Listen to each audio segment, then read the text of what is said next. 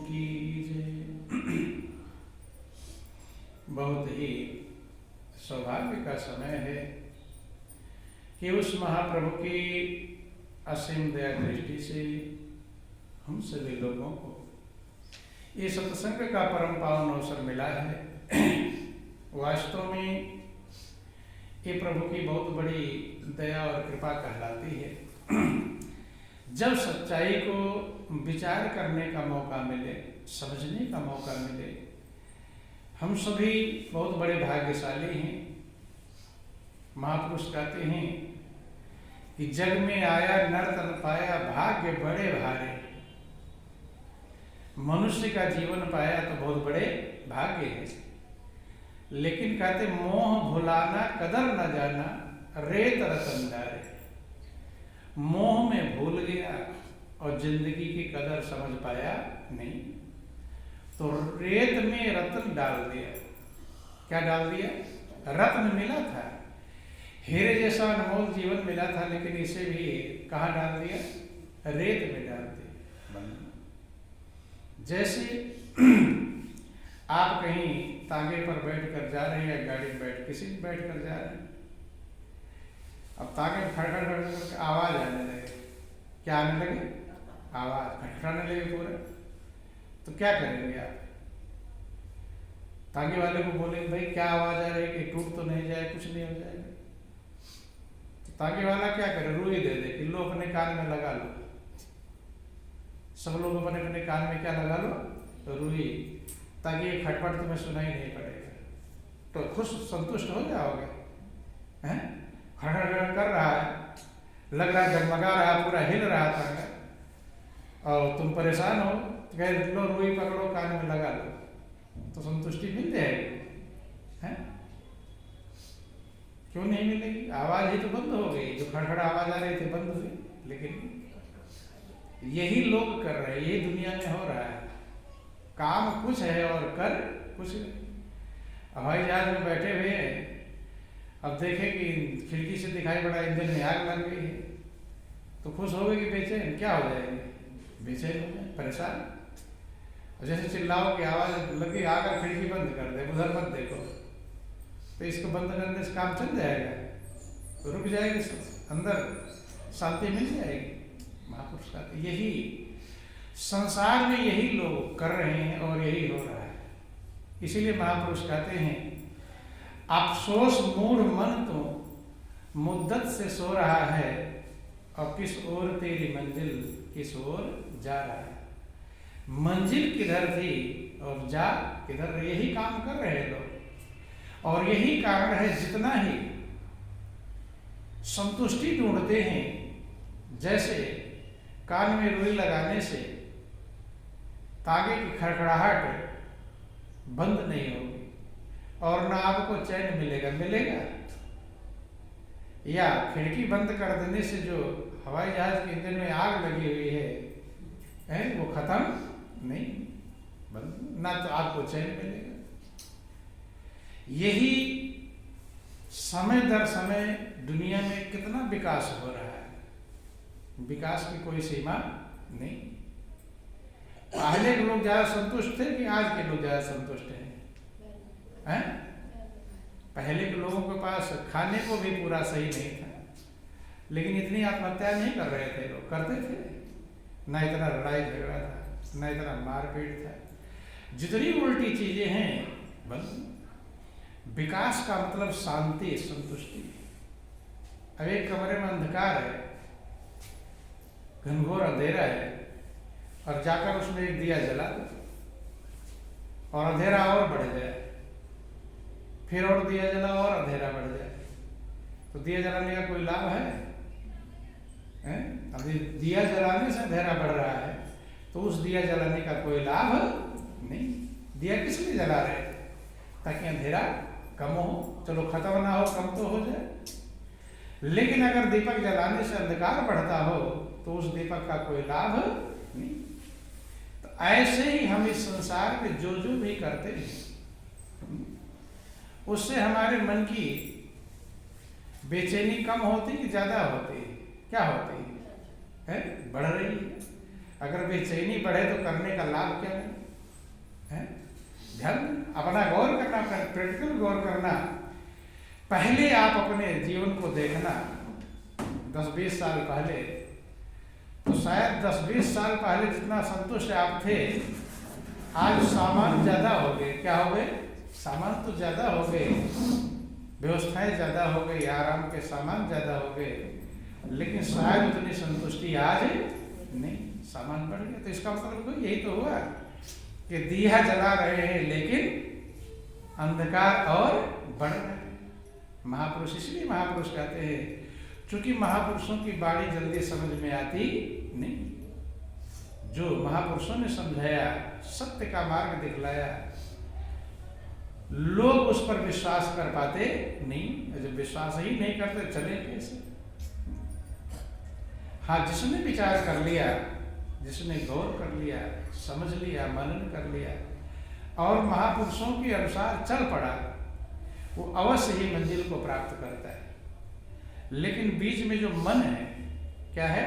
मन ये दुनिया की चकाचौंध देखता है और उसे देख देख करके दुनिया वाले जिधर जा रहे हैं, लोग जाते किधर हैं? क्या महापुरुषों जिधर समझाते हैं उधर जाते हैं? दुनिया की चकाचौंध की तरफ जा रहे हैं, किधर जा रहे हैं? दुनिया वाले जिधर जा रहे हैं उधर ही जाते हैं। और जा करके एक बार देख लिया, 2 बार देख लिया, 4 बार देख लिया है? अगर एक बार किधर ठोकर लग जाए तो फिर उधर जाना चाहिए, लौटना चाहिए। क्या होना चाहिए? लौटना। लेकिन कितनी ठोकरें मनुष्य खा लेता, लेकिन जाता उधर। यही अज्ञानता है, यही भूल है बंधु। विचार करने की आवश्यकता है और समझने की आवश्यकता है। जिन महापुरुषों ने सत्य के मार्ग को पकड़ा, 2 चीजें हैं, एक है भौतिक और दूसरा है आध्यात्म। महापुरुष कहते दोनों का समन्वय हमारे जीवन में आवश्यक है। भौतिक विकास को संभालने वाला आध्यात्म चाहिए। जब तक आध्यात्म नहीं रहेगा तब तक भौतिकता को संभालने की व्यवस्था मौजूद नहीं रहता है। अब गाड़ी में एक्सीलेटर होता है और ब्रेक भी होता है। अगर गाड़ी में खाली एक्सीलेटर ही हो, ब्रेक ना हो तो गाड़ी भागती जाएगी, लेकिन एकदम एक्सीडेंट हो जाएगा। बोलिए प्रेम से गुरुदेव महाराज की। ऐसे ही जीवन में सिर्फ एक्सीलेटर बन गया है। क्या बन गया? लोग ये सोच लिए विकास करो, बढ़ो। इसको सही कैसे करेंगे? कैसे इसमें संतुष्टि मिलेगी? इधर लोगों का ध्यान नहीं, ध्यान सिर्फ एक तरफ है कि ये सामान हो जाए, ये सामान हो जाए, ये सामान हो जाए, ये व्यवस्था हो जाए, ये काम बन जाए। ये नहीं सोच रहे इससे संतुष्टि शांति मिलेगी भी कि नहीं। दौड़े लोगों के पास ये है। और आज के समय में देखा देखी ज्यादा है। क्या है? देखा देखी के कारण एक शादी करता है तो दूसरा क्या सोचता है? इससे हमारा सजावट कम रहेगी ज्यादा? क्या सोचते हैं? इससे ज्यादा ही होना, ज्यादा बल्ब लगने चाहिए, ज्यादा सजावट होनी चाहिए, ज्यादा वाहवाही होनी चाहिए है। चाहे एक तो के पास व्यवस्था थी तो चलो उसने इतना कर दिया, और दूसरा कर्ज लेकर उससे ज्यादा करते कि नहीं करते? फिर उस कर्ज को जिंदगी भर ढोते उठाते रहते हैं। महापुरुष कहते देखा देखी नहीं, हमारे लिए किया। देखा देखी जिसने किया वो डूब ही गया, वो डूबा ही। देखा देखी नहीं। आपको क्या जरूरत है? ये भाई भूखा है, उसे भोजन की आवश्यकता है। अब आपका पेट भरा हुआ है तो अब उसको देखकर आप भी खाने लगो, जबरदस्ती खाने लगो, फिर क्या होगा? फिर उसका तो भूखा है, उसका तो पेट भर जाएगा और मगन हो जाएगा, लेकिन देख करके आपका ओवर हो जाएगा और नुकसान करेगा। इसलिए महापुरुष कहते हैं देखा देखी नहीं, हमें क्या आवश्यकता है, हमें क्या जरूरत है। जिसकी जो जरूरत है वो संसार चलता है, लेकिन हमारी जरूरत क्या है? आवश्यकता का बोध होना चाहिए। बोलिए प्रेम से गुरुदेव महाराज की जय। बोलो वृंदावन बिहारी लाल की। और जब तक आवश्यकता का हमें बोध नहीं होगा, हमें क्या चाहिए? सामान चाहिए या शांति चाहिए? क्या चाहिए? हैं? सामान चाहिए। क्या चाहिए? सामान। और सामान किस लिए चाहिए? ताकि वो शांति दे सके, है? और जो सामान शांति ना दे पावे, उस सामान की कोई कीमत। लेकिन सामान चाहिए, भले वो बेचैन कर दे, नहीं? बोलो वृंदावन बिहारी लाल की। इसीलिए प्रभु ने ऐसी व्यवस्था बनाई है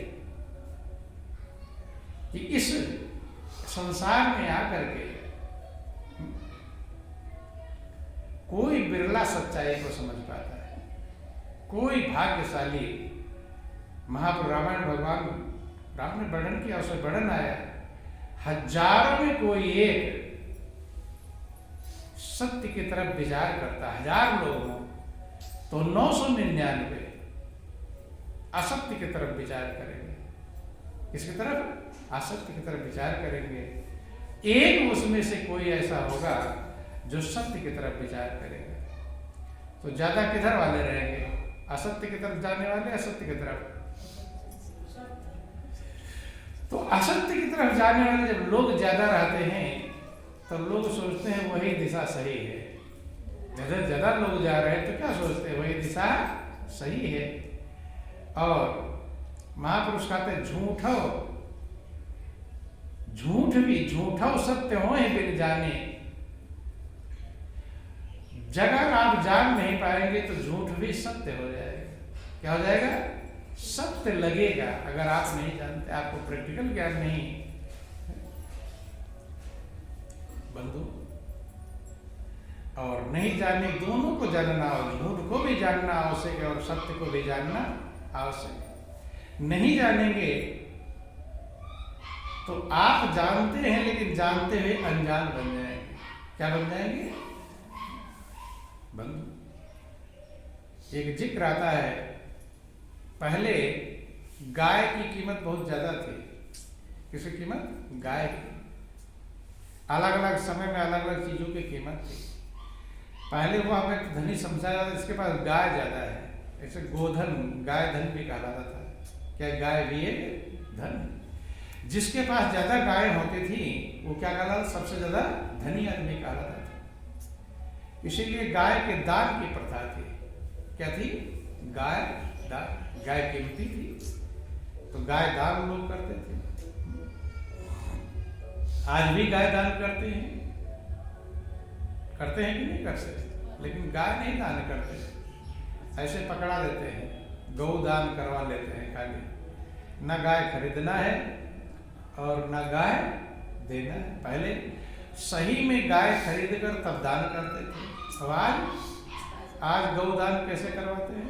चले जाओ घाटों पर, तीर्थों में, कि गौ दान कर दो। कितने? 10-20 रुपए। हाँ, पैसे दे दो, 150 रुपए हो गया गौ दान। तो पहले कीमत थी गाय की। तो एक किसी ने पंडित जी को एक बछिया दान कर दी। क्या दान कर दिया? बछिया। बछिया जब दान कर दिया, छोटी सी थी, अब थोड़ा दूर जाना था, तो थोड़ी दूर चली तो बछिया, छोटा बच्चा ही था, थक गया। पंडित जी बलवान थे। अब सोचा कि ये थक गई है, कैसे ले जाओ? तो कंधे पर लाद लिया। किस पर लाद दिया? कंधे पर रख लिया।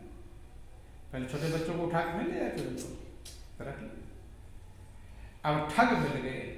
कौन मिल गए? ठग। ठगों ने देखा कि बछिया कीमती है, अब ये ठगना चाहिए। पहले रुपए पैसे थे नहीं, क्या नहीं था? पहले रुपए पैसे की व्यवस्था ही नहीं थी, सामान्य ही कीमती, ठगना चाहिए। तो एक ठग खड़ा हो गया थोड़ी दूरी पर। अब पंडित जी उधर से आ रहे, बछिया को ला, कहते पंडित जी आज क्या हो गया आपको? कि क्या हो गया? कुछ तो नहीं हुआ। करिए कुतिया को क्यों कंधे पर लाद लिया है? क्या लाद लिया? कुतिया। पंडित जी कह रहे कुतिया नहीं है, बछिया है, किसी ने दान किया। अरे तुम्हें किसी ने उल्लू बना दिया है, बच्चे देखो कुतिया है ये। अब पंडित जी ने कहा नहीं बचिया ही है, ऐसे जरा सा देखा देखा कि बचिया ही है, चल देते हैं आगे। फिर दूसरा ठग मौजूद है, उसने कहा पंडित जी आपका तो धर्म ही भ्रष्ट हो गया। क्या हो गया? धर्म ही भ्रष्ट हो गया है। पंडित होकर के और आपने कुतिया को कंधे पर ला लिया, लोग क्या कहेंगे, अब तुमसे पूजा पाठ कौन करवाएगा? पंडित ने सोचा क्या बात है, क्या बात है कि कुतिया क्यों कंधे पर लाद रखे हो? आज क्या हो गया, तुम्हारी अकल खराब हो गई क्या लग रहा है? कहे नहीं कुतिया नहीं बचिया। तो पंडित जी ने ऐसे जरा सा देखा, नहीं नहीं बचिया ये बचिया दान किया है। अब आप जा रहे हैं आगे लेकर के, मन में थोड़ा संशय कहीं ऐसा ना हो मैं ही तो गलत तो नहीं समझ में। तो एक ही बात ज्यादा लोग कहने लगे तो अपने ऊपर, अपनी बुद्धि पर, अपने विचार पर, अपने ज्ञान पर कमजोरी लगने लगती, कहीं मैं ही गलत तो नहीं। चले जा रहे हैं, मन में संशय। आगे तीसरा ठग मिला। उसने कहा पंडित जी आज आपका दिमाग लगता है कुछ चकरा गया है? बुद्धि भ्रष्ट हो गई है। अगर किसी ने देख लिया तो तुम्हारा तो वही रोजी रोजगार पंडिताईपन खत्म हो जाएगा है, पंडिताई खत्म हो जाएगी। बंद कि ऐसा काम क्यों कर रहे हो आप? कुतिया को कंधे पर लाद लिया है? तो पंडित जी को जब कई लोग कहने लगे तो उनको लगा कि लगता है आज मेरी अकल में कुछ गलती हो गई। रामायण में झूठो सत्य होए बिन जाने, जानते सही अगर ज्ञान नहीं है तो झूठ भी सत्य लगने लगेगा। अब पंडित जी ने उठाकर बचिया को रख दिया, चल दिए। एक मिला, एक कह रहा, दूसरा कहा, जितने लोग मिल रहे सब यही कह रहे हैं। अब सभी यही कह रहे हैं, इसका मतलब उन्हें क्या पता कि ये ठग सेटिंग कर रखे हैं? नहीं समझ। सोचा कि मैं ही गलत हूँ, रख दिया और चल दिया और ठग बचिया को ले। यही कारण क्या था? कि कारण एक था कि पंडित जी को अपने अंदर के विचार पर, भाव पर, ज्ञान पर मजबूती नहीं थी, विश्वास नहीं था। बंद। यही हाल आज भी, वो पंडित जी ही नहीं, सबका यही हाल है। ज्ञान पाने के बाद भी मनुष्य पक्का नहीं हो पाता कि मैं सही रास्ते पर जा रहा, नहीं समझ में। ये सही अगर पक्का हो जाए कि मैं सही रास्ते पर जा रहा हूं तो आप अपने जीवन को आनंदमग्न कर लेंगे। फिर आपको आनंदमग्न होने से कोई रोकने वाला नहीं। लेकिन पक्का हो जाए तभी तो, पक्का हो पाता नहीं। क्योंकि